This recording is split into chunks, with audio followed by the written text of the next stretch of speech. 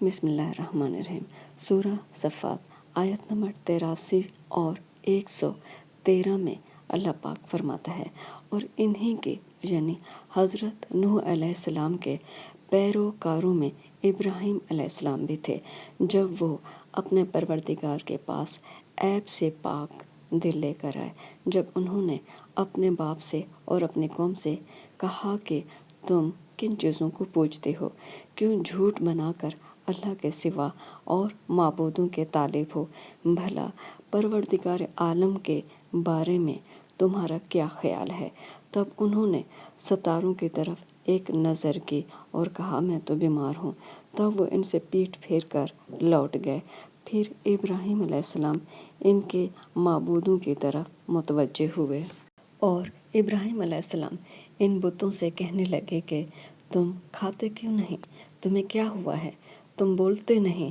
پھر ان کو داہنے ہاتھ سے مارنا اور توڑنا شروع کیا، تو وہ لوگ ان کے پاس دوڑے ہوئے آئے۔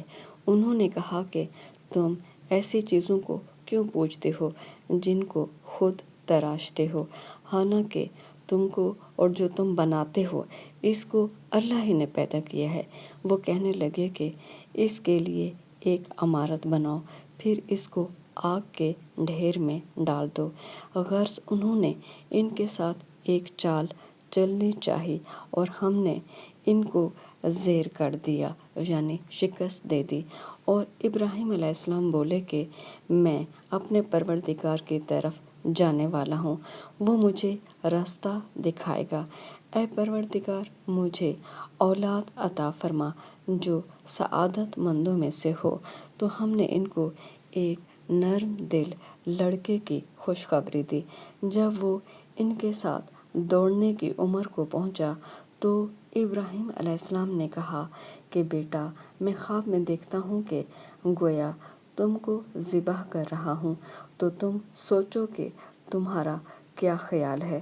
انہوں نے کہا کہ ابا، جو آپ کو حکم ہوا ہے وہی کیجیے، اللہ نے چاہا تو آپ مجھے صابروں میں پائیے گا۔